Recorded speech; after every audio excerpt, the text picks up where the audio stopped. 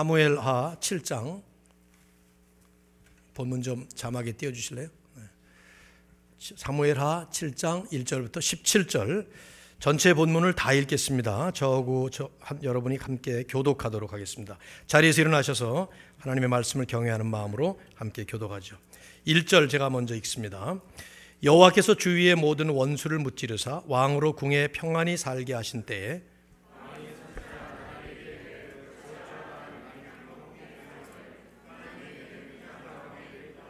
나단이 왕께 아뢰되 여호와께서 왕과 함께 계시니 마음에 있는 모든 것을 행하소서 하니라. 가서 내 종 다윗에게 말하기를 여호와께서 이와 같이 말씀하시되 내가 나를 위하여 내가 살 집을 건축하겠느냐.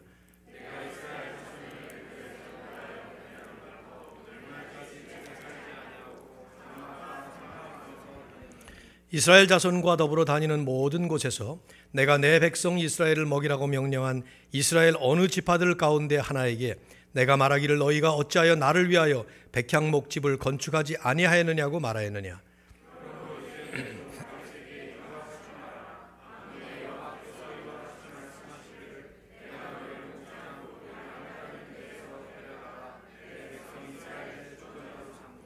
내가 가는 모든 곳에서 내가 너와 함께 있어 내 모든 원수를 내 앞에서 멸하였은즉 땅에서 위대한 자들의 이름같이 내 이름을 위대하게 만들어 주리라.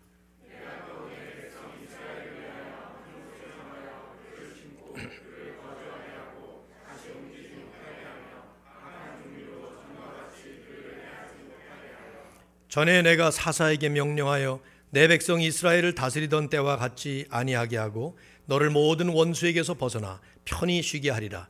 여호와가 또 내게 이르노니 여호와가 너를 위하여 집을 짓고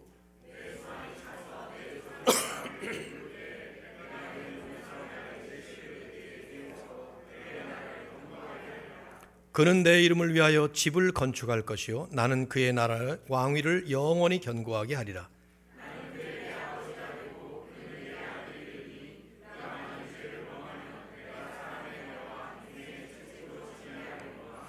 내가 내 앞에서 물러나게 한 사울에게서 내 은총을 빼앗은 것처럼 그에게서 빼앗지는 아니하리라.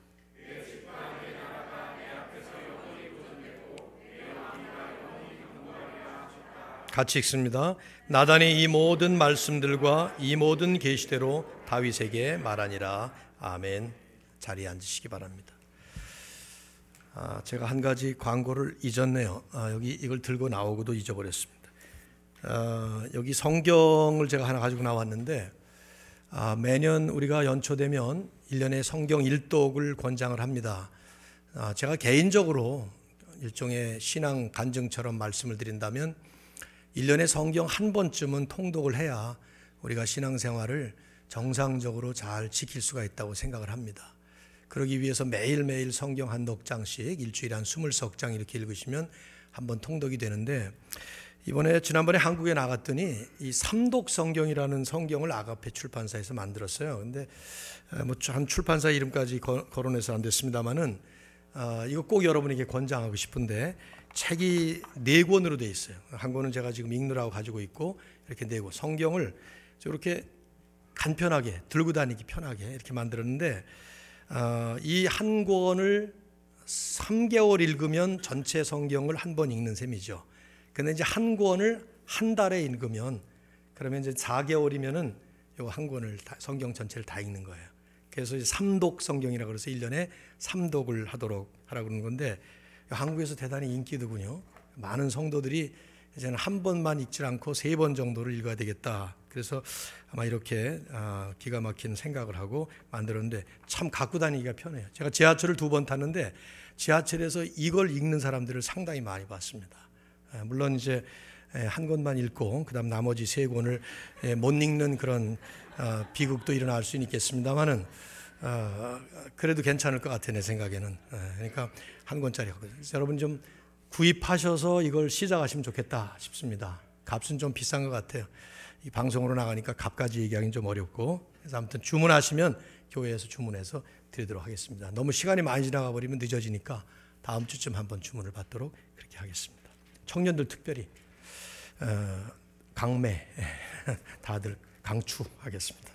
제가 한번 기도하고 말씀 보겠습니다. 하나님, 마지막 주일을 오늘 보내면서 주님 앞에 저희의 마음에 여러 가지 만감이 교차합니다. 주신 은혜에 감사하고 하나님 앞에 다 못 드린 헌신 죄송하고 또 부족한 우리의 모습 하나님 앞에 민망하고 그럼에도 불구하고 우리를 또 받으시고 새롭게 출발시키시는 하나님을 찬양합니다.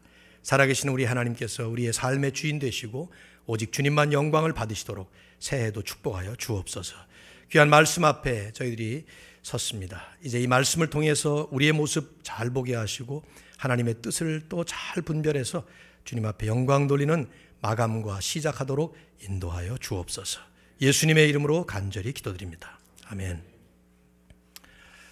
제가 아는 어떤 집사님은 저와 연배가 좀 비슷하신 분인데 결혼하시기 전에 선을 50번을 봤다고 합니다. 그리고 그 50번 다 거절당하셨답니다.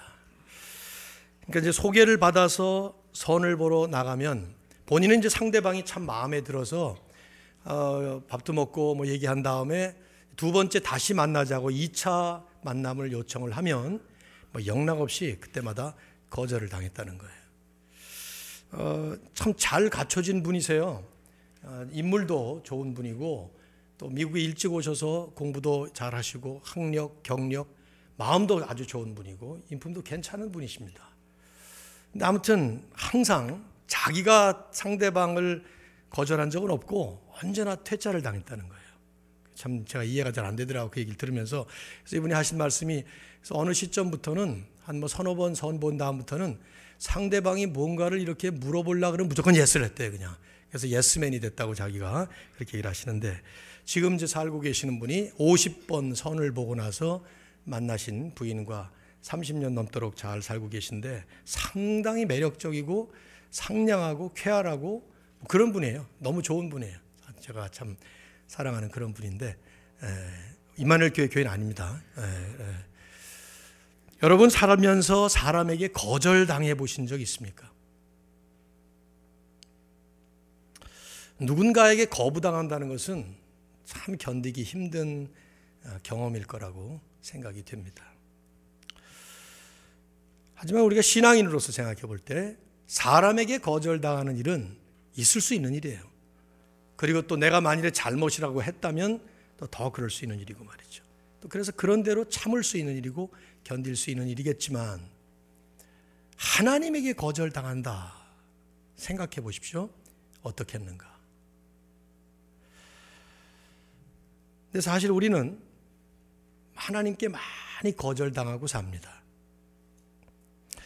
우리가 하나님을 아버지로 믿고 우리는 하나님의 자녀라는 것을 분명히 믿는다면 우리의 모든 일들을 하나님이 정하시고 우리가 사는 삶 전체를 하나님께서 인도하신다고 믿고 있는 것인데 그렇다면 내가 가진 마음의 소원이 이루어지지 않을 때 그것은 근본적으로 하나님께서 허락하시지 않은 거예요. 거절하신 것이죠. 심지어 내가 하나님께 구체적인 기도를 올렸다, 열심히 드렸다, 그런데 안 이루어졌다, 그건 영락없이 하나님께 거절당한 것이죠. 안 된다, 그거 다 받은 것이죠. 그런 경험을 한두 번 하고 삽니까? 저는 우리의 바람이 바라는 대로 이루어지기보다 이루어지지 않는 경우가 훨씬 더 많고요. 기도를 한다고 해도 우리의 기도가 기도한 그대로 이루어지기보다는 이루어지지 않는 경우가 훨씬 더 많다고 생각해요. 성경을 보면 이와 정반대로 탁월한 기도를 올렸고 응답을 받았던 참 위대한 믿음의 조상들이 참 많습니다. 뭐 예를 들면 끝도 없죠. 사실은 천사와 씨름하면서 나를 축복하지 않으면 못 보냅니다. 때를 썼던 야곱에게 하나님은 이스라엘, 하나님과 싸워 이겼다라는 그런 이름을 주시질 않나? 이스라엘 조상의 반열에 드는 그런 축복을 받잖아요.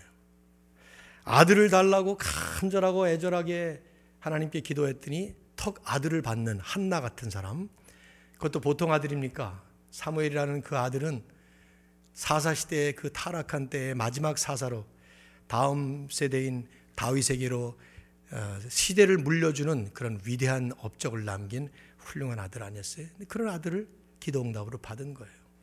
세상이 타락해서 그 타락한 세대를 향해서 하나님이 살아계시다는 것을 보여주기 위해서 하나님께 구했더니 하늘에서 불덩어리가 내렸던 엘리야의 기도 같은 그 기도 읽어보시면요, 기도가 너무 간단해요.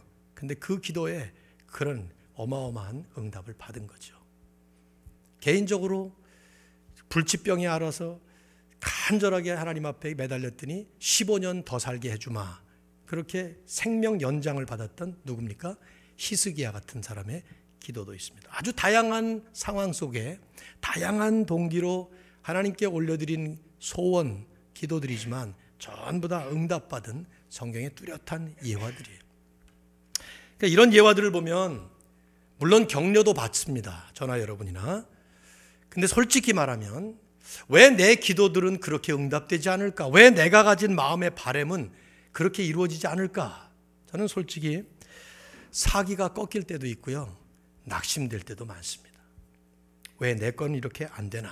인생을 살면서 저나 여러분이나 우리 누구나가 좋은 계획이 계획대로 잘 진전되지 않는 경우, 또 마음에 좋은 마음의 소원을 가질 때 그 선한 마음의 소원이 그 마음의 소원대로 이루어지지 않을 경우, 심지어는 열심히 기도하지만 간절한 기도가 응답되지 않는 경우 얼마나 많이 경험하는지 몰라요.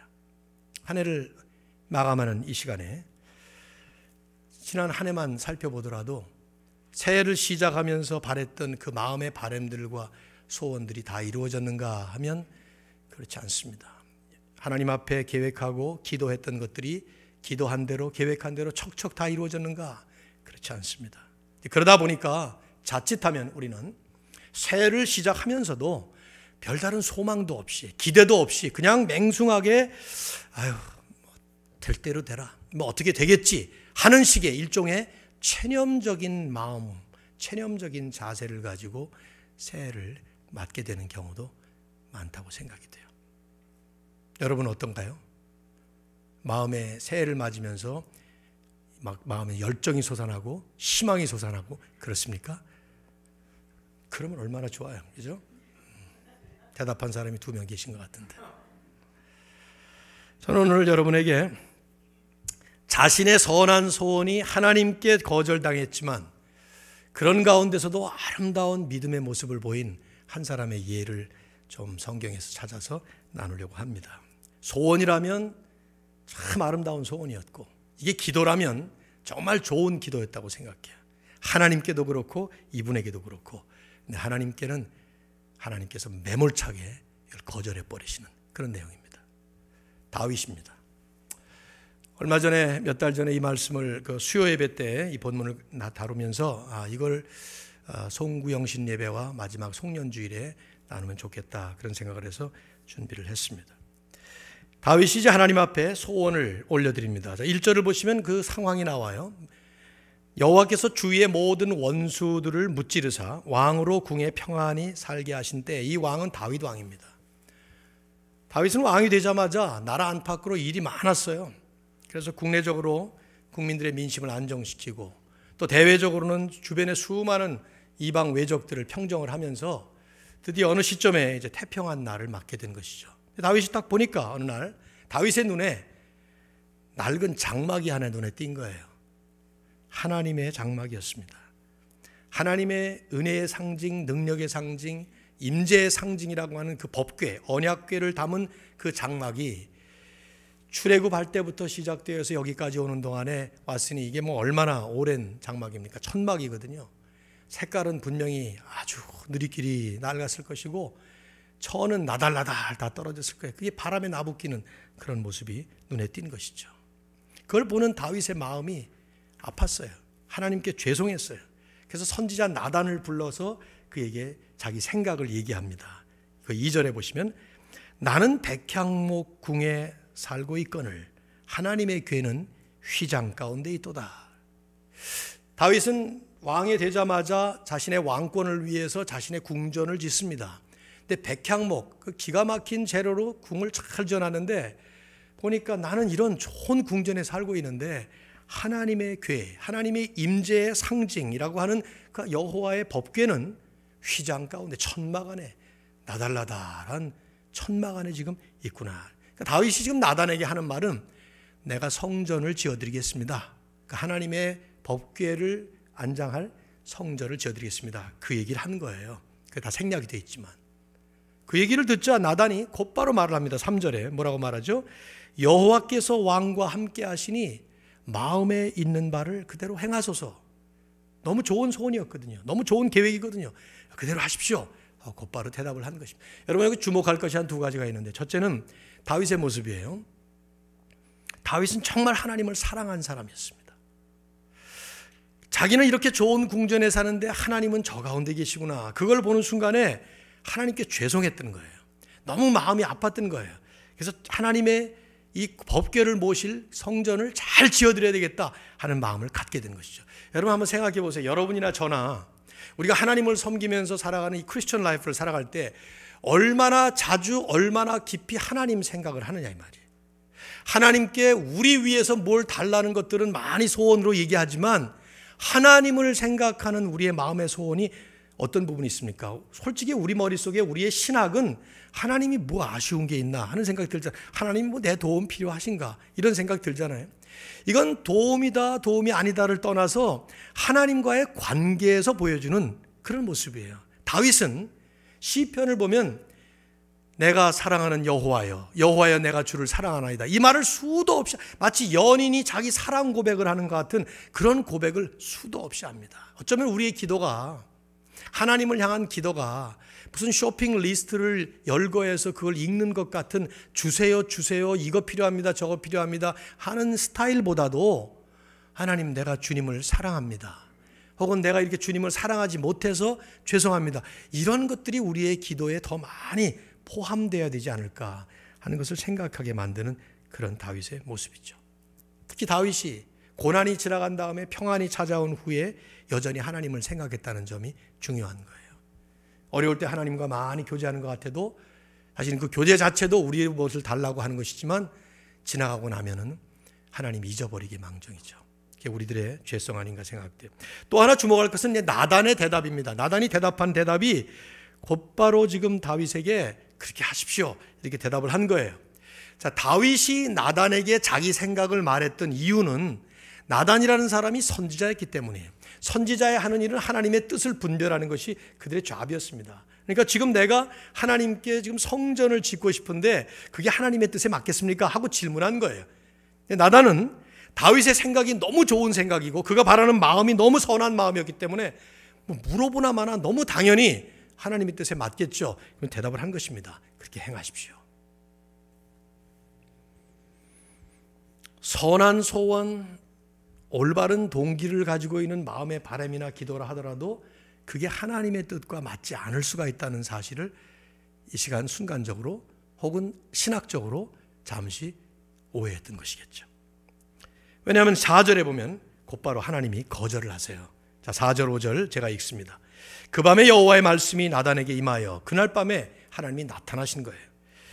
가서 내 종 다윗에게 말하기를 여호와께서 이와 같이 말씀하시되 네가 나를 위하여 내가 살 집을 건축하겠느냐? 이건 무슨 말이냐면 건축 못한다 그 말이에요. 네가 나를 위해서 내가 살 집을 건축하겠다고 못한다 그 말이에요. 6절 7절을 여러분이 쭉 읽어보시면 하나님께서 거절하시는 이유가 두 가지예요. 첫째는 하나님은 지금까지도 집이 필요 없었다 이 말이에요. 나는 오히려 하나님의 백성들과 함께 거하고 있었기 때문에 백성들이 거하는 곳마다 따라다녔던 장막 안에서 내가 살았다. 그게 5절 말씀이에요. 6절 말씀이에요. 7절은 내가 백향목 궁이 필요 없다 그 말입니다. 7절 마지막에 보면 너희가 어찌하여 나를 위하여 백향목집을 건축하지 아니하였느냐 이렇게 말한 적이 내가 언제 있느냐 이 말이죠. 여기 이제 우리에게 두 가지 중요한 신학을 사실은 담고 있는 거예요. 아주 중요한 신학이에요. 첫째는 하나님은 어떤 한 장소나 어떤 한 건물에 제한되어 거하시는 분이 아니라는 것입니다. 어디에 거하시는가? 하나님의 백성들과 함께 거하시는 분이라는 거예요. 그래서 하나님은 유동적이셔요. 다이내믹하게 하나님은 움직이시면서 다니시는 분이시지 고정적으로 거기에 앉아서 가만히 계시는 분이 아니라는 말이에요. 나중에 성전 건축을 완공한 솔로몬이 그 화려하고 웅장한 성전을 건축하고 나서 기공식이 아니라 준공식, 마지막에 이제 완성돼서 하나님 앞에 헌당식을 하면서 열왕기상 8장 27절에 뭐라고 말하는가 하면 이 얘기를 똑같이 합니다. 하나님이 참으로 땅에 거하시리이까. 성전을 바라보면서 그런 얘기를 해요. 하늘과 하늘들의 하늘이라도 주를 용납하지 못하겠거늘 하물며 내가 건축한 이 성전이오리이까. 그러면서 모든 백성들 앞에서 선포를 합니다. 하나님이 이 성전에 거하는 게 아니라 이 말이에요. 이 성전은 단지 사람들 눈에 보기에 하나님의 임재를 상징하는 건물일 뿐이다 그 말이죠. 그건 상징적이에요. 상징은 전부가 아닙니다. 여러분이 길 가다가 벤츠 차를 보면 그 앞에는 반드시 동그라미 안에 시옷자가 이렇게 3등분해서 갈라져 있죠. 그 벤츠라는 메르세데스를 상징하는 비호예요. 근데 그것만 딱 떼가지고 가지고 다닌다 그래서 무슨 효과가 있는 게 아니라 이 말이죠. 상징은 그런 거예요. 십자가는 상징이에요. 이 나무가 자체가 의미가 있는 게 아니에요. 마치 그런 것처럼 성전은 하나님의 임재의 상징일 뿐이에요. 근데 실제로 하나님은 그 성전이라고 하는 건물 안에 계시는 것이 아니라 어디 계세요? 하나님의 백성들 안에 계신다 이 말이에요. 예수님은 그 말씀을 아주 평범하게 마태복음 18장 20절에서 말씀하셨죠. 두세 사람이 내 이름으로 모인 중에는 내가 항상 함께 있느니라. 또 한 가지는요, 여기 중요한 신학이에요. 하나님의 법궤가 초라한 텐트 안에 있으면 하나님 영광이 시들어지고 화려한 건물 안에 들어가면 하나님 영광이 더 빛나는 것 아니다 그 말이죠. 일맥상통하는 말이지만 조금 구별하면 그런 뜻이에요. 근데 이것이 이 아주 자명한 성경적 신학이 교회사 2000년 동안 그리고 지금도 여전히 사람들에게는 오해되고 착각되어지는 것 중에 대표적인 하나예요. 교회 건물을 멋있게 짓고 나면, 웅장하게 짓고 나면 그 자체가 마치 하나님의 영광을 높이는 것처럼 사람들은 지금까지도 그리고 지금도 오해를 하고 착각을 합니다. 하나님의 영광은 그렇게 드러나거나 나타나지 않습니다.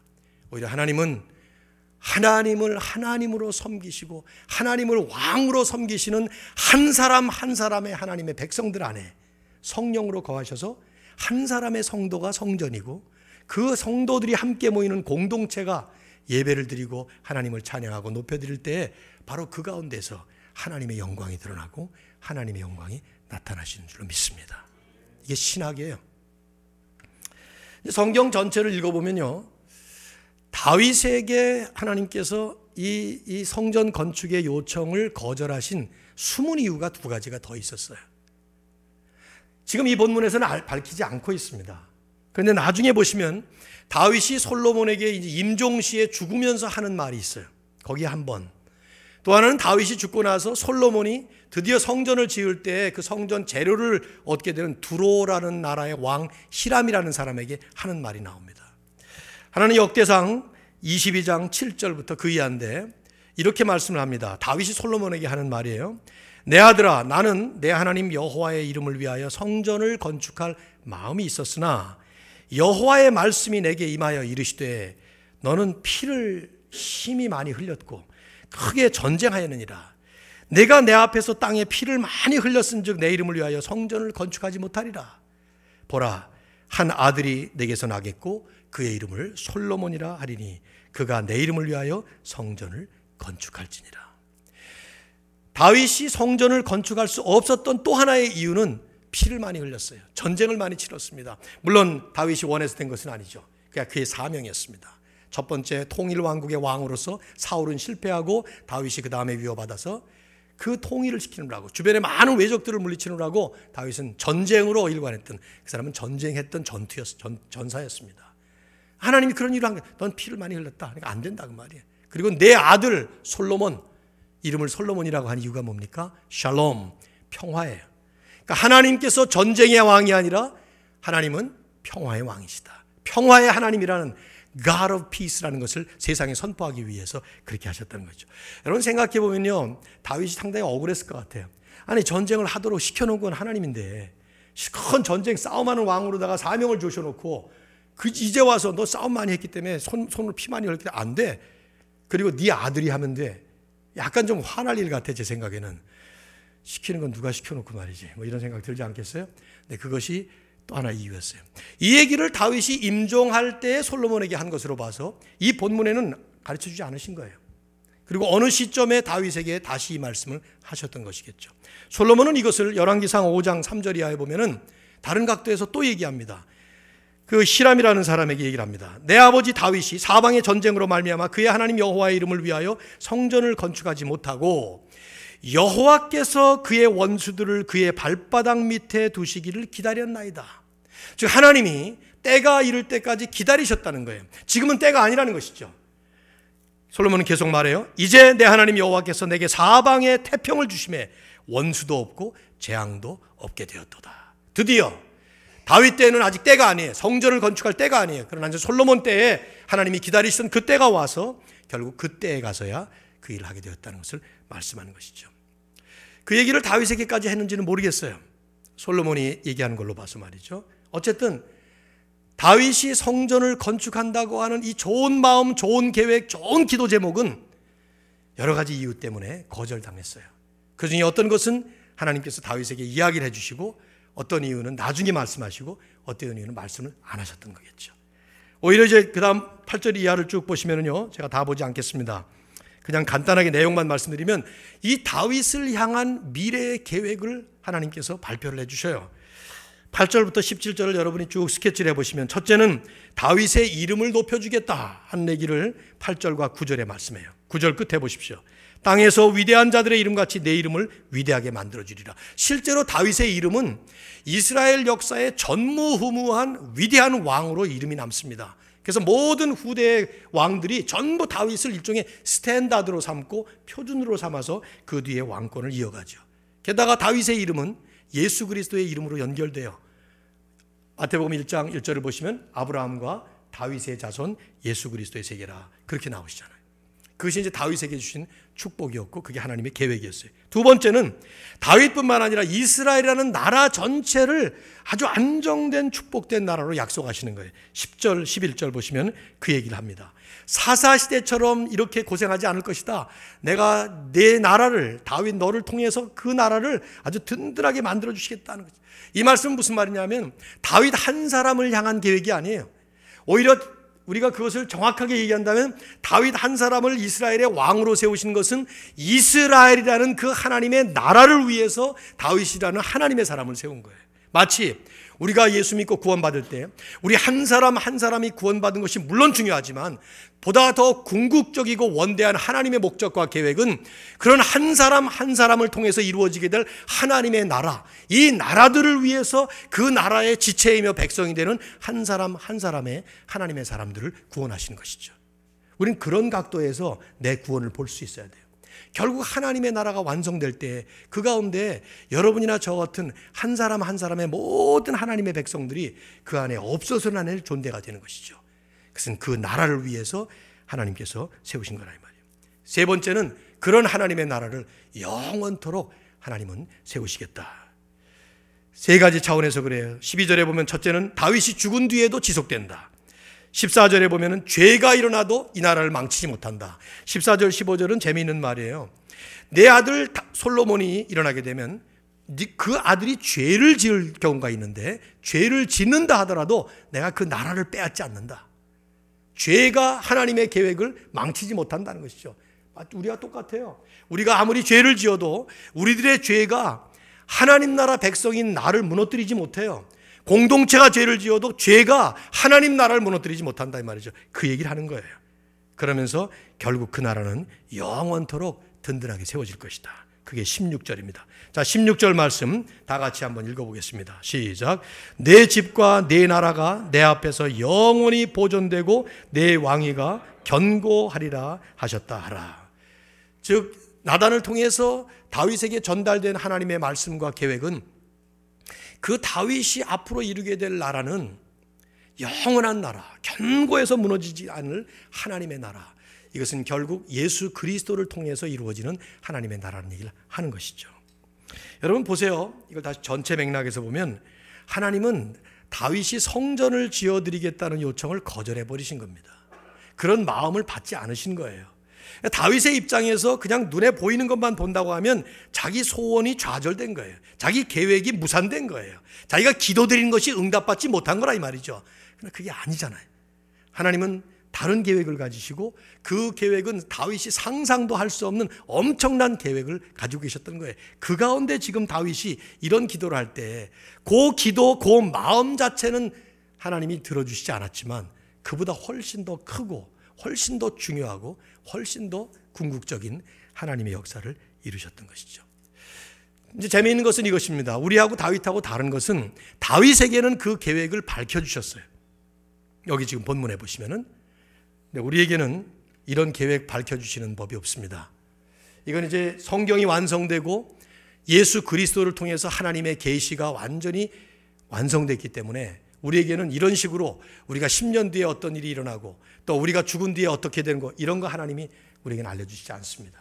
다윗에게 이런 것을 알려주셨던 그 이유도 마찬가지예요. 다윗 한 사람에게 특별히 취급하셨다기보다 결국은 이 다윗을 향한 계획이 하나님의 그 영원한 계획인 그리스도를 다윗의 가문에서 탄생하게 하시고 그를 통해서 이루실 이스라엘의 확장된 하나님 나라를 영원토록 이루신다고 하는 그 큰 그림 속에 있었기 때문에 그걸 밝혀주신 것이죠. 그 계획은 우리도 받은 거예요. 이제 복음을 통해서, 말씀을 통해서. 저는 오늘 이 말씀이 구체적으로 그리고 개인적으로 우리의 소원이 좌절될 때, 우리의 계획이 무산이 될 때, 우리의 기도가 하나님께 응답되지 않는다는 생각을 수도 없이 많이 하게 되는데 그럴 때에 우리는 어떤 자세, 또 어떤 이해를 하면서 어떤 믿음으로 가야 될 것인가. 저는 여기에 대한 답은 오늘 저녁에 나눌 겁니다. 사실은요. 그러니까 오늘 저녁에 여러분이 나오셔야 이게 사실은 마감이 되는 말씀인데 못 나오실 분들이 분명히 여러분 계실 거기 때문에 오늘 말씀은 마감을 하겠어요. 첫째로 몇 가지를 말씀을 드린다. 첫째로 우리의 선한 마음 또 선한 계획이 자동적으로 하나님의 뜻은 아니다라는 것을 기억할 필요가 있습니다. 나단과 다윗이 함께 오해하고 착각했던 것은 다윗이 가졌던 그 생각과 계획이 너무 좋은 것이었기 때문에 이건 너무 당연히 하나님 뜻에 맞을 거라는 생각을 했던 것이죠. 그래서 나단은 묻지도 않습니다. 하나님께. 사실은 물어보고 나서 해야 되는데 그날 밤에 하나님이 급하게 나타나셔서 나단 보고 야, 너 뭐 하냐 지금? 그러면서 가서 이 말을 전하라 하고 얘기를 하신 것이죠. 여러분 우리가 종종 신앙생활할 때 오해하는 것 중에 하나는 내 생각이 좋은 생각이고 내 마음의 동기가 바른 동기라고 생각을 하면 이게 곧 하나님의 뜻에 맞을 거라고 생각합니다. 하나님도 기뻐하실 거라고 생각합니다. 그래서 기도 안 합니다. 문제가 생기지 않는 한 기도하지 않는 전형적인 이유는 바로 그것 때문이에요. 그러나 그것도 기도해야 돼요. 그것도 하나님께 물어야 합니다. 너희는 아무것도 염려하지 말고 모든 일에, 사도 바울이 그런 말을 했죠. 빌립보서 4장 6절에 아무것도 염려하지 말고 모든 일에 in everything 너희 구할 것을 감사함으로 하나님께 아뢰라 하는 말씀을 했어요. 모든 일에 하나님께 다 아뢰라. 그 모든 일을 아뢰라는 것은 그 모든 구체적인 시시콜콜한 모든 것들을 전부 하나님이 도와주시다라 도와주세요 하는 거라기보다 그 모든 일에 직접적으로 개입이 되시고 직접적으로 통치하시는 하나님의 뜻을 보다 더 구체적으로 보다 더 more personally 개인적으로 그것을 확신할 수 있도록 모든 일에 하나님은 기도하라고 말씀하신 것이죠. 왜냐하면 하나님의 생각은 우리의 생각과 달라요. 자주 인용했던 이사야서 55장 8절 내 생각은 하나님 말씀 아니에요? 내 생각은 너희의 생각과 다르며 내 길은 너희의 길과 다름이니라. 하늘이 땅보다 높음같이 내 생각은 너희의 생각보다 높으며 내 길은 너희의 길보다 높음이니라. 우리의 생각을 가지고 하나님을 고정시켜서는 우리는 실수하기 마련입니다. 두 번째로 선한 소원이나 계획이 좌절되거나 이루어지지 않을 때 우리는 두 번째로 하나님께 분명히 다른 이유가 있다는 사실을 기억할 필요가 있습니다. 하나님이 생각도 없이 변덕스럽게 감정적으로 그렇게 처리하시는 분이 결코 아니에요. 우리는 그럴 수 있어요. 그러다 보니까 우리가 우리 생각으로 하나님을 보는 경향이 많아요. 우리는 어떨 때 어떻습니까? 누가 뭘 하라고 했더니 싫어. 거절하죠. 왜 싫어? 그러면 그냥 싫어. 그럴 때 있어요. 여러분은 마음씨가 좋으셔서 안 그럴지 모르지만은 저는 그럴 때 많아요. 제 아내한테도 그럴 때 많습니다. 뭐라고 요청을 하면 싫어. 왜요? 싫어 그냥. 그럴 때 있어요. 예를 들면 옷 같은 거 입을 때 이 옷 어때요? 그러면 싫어. 왜 싫어? 그러면 그냥 싫어. 그냥 이유가 있어야 될 거 아니에요. 뭐 옷이 무슨 무늬가 안 맞다는 등 뭐가 있겠죠. 그냥 근데 우리는 근데 하나님은 절대로 그러신 분이 아니에요. 하나님은 이유가 반드시 있어요. 뚜렷한 목적이 있고 뚜렷한 이유가 있어요. 그걸 밝혀주시지 않을 뿐이에요. 밝혀주셔야 될 의무가 없어요. 하나님이 일일이 우리의 모든 그 요청에 다 응답하셔야 될 의무가 없다 이 말이죠. 오히려 우리가 하나님께 어카운터빌리티가 있는 거죠. 우리는 하나님께 모든 것에 대해서 답을 할 수 있는 해야만 하는 책임과 우리는 그런 의무가 있지만 하나님은 창조주로서 그러신 분이 아닙니다. 여기에 다윗에게 이런 그 다음에 이유도 말씀하시고 계획도 말씀하셨으니까 그렇지, 만일에 그러지 않았다고 할 것 같으면 다윗은 분명히 답답했을 겁니다. 하지만 우리가 신학적으로 정리해야 되는 것은 그런 이유를 하나님이 말씀 안 해주실 때, 그리고 마냥 그냥 우리를 거절하시거나 그냥 그렇게 묻어버리실 때 우리는 하나님께 이유가 있다, 분명히. 그래서 신뢰의 대상이 하나님이 주시는 것에 대한 것이 아니라 하나님 그분을 향해서 다시 재정돈이 되는 것이죠. 하나님 이유가 있겠지. 자녀들을 키울 때 이 경험을 참 많이 했어요. 아마 여러분도 자녀를 키우다 보면 이런 부분에서 감사하기도 하고 답답하기도 하고 그럴 겁니다. 자녀들이 뭐라고 요청을 하면 설명을 해줍니다. 최선을 다해서 합리적으로 논리적으로 그 아이가 이해할 수 있도록 그 수준에 맞도록 설명을 하죠. 그런데 어쩔 수 없이 부모의 수준과 자녀의 수준은 다를 수밖에 없어요. 그러니까 다 설명이 안 됩니다. 아무리 설명을 해도 자녀들이 그 이해 부족 때문에 그걸 이해 못할 때가 많습니다. 그럴 때 어떻게 해야 됩니까? 그냥 나 믿고 따라와라 하는 말밖에 할 수가 없어요. 그러니까 잘 교육받은 아이들은 따라오죠. 알았습니다. 뭔가 이유가 있겠죠. 아버지가 알아서 더 잘 하시겠죠. 이런 식으로 따라오지만 그렇지 않은 애들은 어떻습니까? 대들죠. 그때는 막 대들잖아요. 왜 안 되냐고 막 그러죠. 그러면 이제 우리도 이제 조치를 가하죠. 거기다가. 그렇지만 이제 이게 하나님하고 우리하고 똑같은 거예요. 우리가 막 다 이해 못해요. 하나님의 모든 것을 다 이해하겠습니까? 안 돼요. 하나님 그러실 필요도 없어요. 그냥 나 믿고 따라와라. 하나님만 믿으면 되니까 말이죠. 세 번째는요, 우리의 선한 소원이 거절될 때 우리가 기억할 것은 하나님은 그 선한 소원을 어떤 모양으로든지 받으신다는 것입니다. 그대로 이루어지지 않는 것이 안 받는 게 아니에요. 하나님께서 우리 자신을 거부하신 게 아니에요. 우리가 드리는 소원과 계획과 기도가 하나님의 뜻과 생각에 맞지 않아서 그것을 거부한 것이지 우리가 거부당한 게 아니란 말이에요. We are not rejected. 우리의 플랜이나 우리의 디자이어나 이런 것들이 하나님이 안 받으신 것이 우리가 거부당한 게 아니라, 근데 우리는 살다 보면 그런 느낌과 경험을 너무 많이 하는 거예요.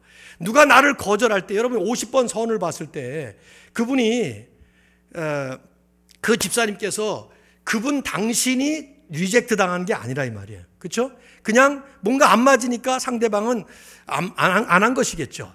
근데 우리는 한번 그러면 어떻게 돼요? 선 한번 딱 보고 나서 리젝트 당하고 나면 그러면 내가 거부당한 느낌이 들어서 인격적인 모욕을 느끼게 되고 다시는 선을 안 보게 되잖아요. 그리고는 이제 평생 그냥 가는 거 아닙니까? 그러다가는 사실 50번까지 봤기 때문에 이렇게 좋은 집사님을 만났는데, 내가 이 얘기를 이제 오늘 저녁에 전화해가지고 하려고 그래요. 당신 얘기를 했다고. 워싱턴에 잘 살고 계시니까 말이지. 성경은 그래서 이런 말씀을 해요. 시편 20편 4절을 보면 내 마음의 소원대로 허락하시고 내 모든 도모를 이루시기를 원하는, 도모란 말은 경영, 계획이란 말인데, 이 말은 하나님이 소원대로 전부 다 이루어지신다는 뜻이 아니란 말이죠. 그러나 하나님이 우리가 소원하는 그 소원하는 마음과 자세를 받아주신다 그 말이에요. 그래서 시편 37편 4절에서는 여호와를 기뻐하라, 그가 내 마음의 소원을 이루어 주시리로다, 이렇게 말씀. 이걸 오해하시면 안 돼요. 소원대로 이루어진다는 뜻이 아니란 말이죠. 소원하는 그 사람 그리고 그 마음, 그걸 받아주신다, 그 뜻입니다. 그래서 하나님이 뜻을 이루어 가시는 거예요. 마지막 하나 더, 결국 우리가 해야 될 일은 뭡니까? 우리는 우리의 소원보다도 우리의 기도나 계획보다도 하나님의 뜻에 철저하게 순종하며 그 뜻을 이루어 드리는 일에 우리 마음을 바치고 또 헌신하는 것이 중요하다는 것이죠. 그게 이제 오늘 저녁에 이 다음 본문에 나오는 말씀을 가지고 나눠드릴 말씀의 핵심이에요. 다윗은 그런 뭘 했는가? 이렇게 딱 하나님께서 말씀하시니까 17절 다음에 18절에 다윗이 분노를 내며 에이씨 하고 갔다, 이런 말씀이 됐다면 우리는 사실 볼 게 없죠. 근데 그 다음 말씀을 보면 다윗은 성전 안에 들어가서 하나님 앞에 예배자로 무릎을 꿇습니다. 그리고 하나님의 그 뜻을 받아들이면서 하나님 앞에 자기 자신을 헌신하는 그런 모습을 보입니다. 다윗이 그 뒤에 이루었던 행적이 뭐냐? 그는 철저하게 성전을 잘 건축할 수 있도록 준비를 해놓습니다. 이게 보통 일이 아니에요. 모든 영광은 자기 아들 솔로몬에게 다 돌아갈 거예요. 그래서 실제로 나중에 수백 년 동안 그 성전의 이름이, 성전이 무너질 때까지 그 이름은 솔로몬 성전이었어요. 솔로몬스 템플. 솔로몬의 이름이 들어갔단 말이죠. 그런데 다윗은 내가 할 일은 하나님의 뜻에 순종하면서 내가 할 수 있는 최선의 헌신하는 것이다. 그래서 자기의 그 강력한 왕권과 힘을 가지고 주변의 많은 나라들에게 조공을 받고 성전 건축을 위한 재료를 다 준비해 놓습니다. 그래서 솔로몬이 이제 됐다 그러면서 건축을 하는 것이죠. 여러분, 저나 여러분은 저녁의 말씀의 핵심입니다만은 우리는 이루어 놓기보다는 준비하고 가는 삶이 될 때가 대부분입니다. 자녀를 통해서 이루어 놓는 부모 없습니다. 준비만 하는 것입니다. 그 자녀가 잘 가도록. 한 세대를 살면서 그 다음 세대 준비하는 것입니다. 우리가 이루었다 하는 순간 우리는 망합니다. 이룬 것은 하나님이시기 때문에. 오히려 다윗처럼 하나님께서 우리에게 보여주시는 하나님의 그 뜻의 한 섹션을 최선을 다해서 하나님 앞에 헌신하면서 순종하면서 드릴 때에 하나님은 하나님의 그 전체 그 whole master plan을 하나님의 섭리 안에서 이루어 가시는 것이죠. 바로 이런 일에 또 2018년도가 멋있게 쓰임받을 수 있기를 예수 그리스도의 이름으로 축원합니다. 기도하고 제가 축도하고 마치도록 하겠습니다. 아버지 하나님, 한 해를 마감하면서 참 이 한 해 동안에 이루어졌던 많은 일들, 경험했던 수많은 체험들 다 돌아볼 때에 참 우리의 만감이 교차하는 이 순간입니다. 주님, 주신 은혜가 얼마나 많겠으며 하나님께서 베푸신 그 축복이 얼마나 많을런지 우리가 눈이 부족해서 다 보지 못하고 영성이 민감하지 못해서 다 느끼지 못하지만 모든 것이 다 하나님의 은혜였음을 분명히 믿습니다. 주님, 2017년도를 시작해서 여기까지 오는 동안에 마음에 가졌던 또 소원도 있었고 세웠던 계획도 있었고 주님 앞에 끊임없이 드렸던 기도들도 많았지만 그 가운데 내 뜻대로, 내 기도대로, 내 계획대로 이루어진 것 얼마나 있습니까? 하지만 그 모든 것이 다 주님의 뜻인 줄로 믿습니다. 지금도 바라고 있는 많은 우리의 마음의 바람들, 새해를 바라보면서 저희들의 마음속에 찾아오는 그 수많은 생각들과 우리의 마음의 그 열정, 그리고 하나님을 향한 꿈과 비전들, 이 모든 것들을 주님 선하신 뜻 가운데서 인도해 주시옵소서. 그렇게 인도하실 것을 분명히 믿습니다. 아버지, 그럴 때 내 뜻대로 되지 않는다고 해서 짜증을 부리거나 낙심하거나 좌절하지 말게 하시고 오히려 선하신 뜻을 가지고 더 원대한 그림을 그려가면서 주님께서 우리의 삶을 인도하시는 것을 믿음으로 바라보면서 철저하게 순종하고 겸손하게 주님 앞에 더 가까이 나아가도록 도와주시옵소서. 새해를 시작하기 전에 먼저 우리의 모든 묵은 것들을 다 정리하고 이제 하나님을 향해서 오직 주님을 바라보고 하나님 바라보면서 나아갈 수 있는 시작의 발걸음 되기를 간절히 구합니다. 주여, 오늘 예배드리고 돌아가는 우리 모든 성도님들 그 위에 축복하시고 하나님의 능력으로 역사해 주시옵소서. 이제는 우리 주 예수 그리스도의 은혜와 하나님 아버지의 크신 사랑과 성령의 동행하심 충만케 하심이 새해를 온전히 주님의 뜻대로 시작하고자 하는 사랑하는 모든 성도들 위해 이제로부터 영원토록 함께 있을지어다. 아멘.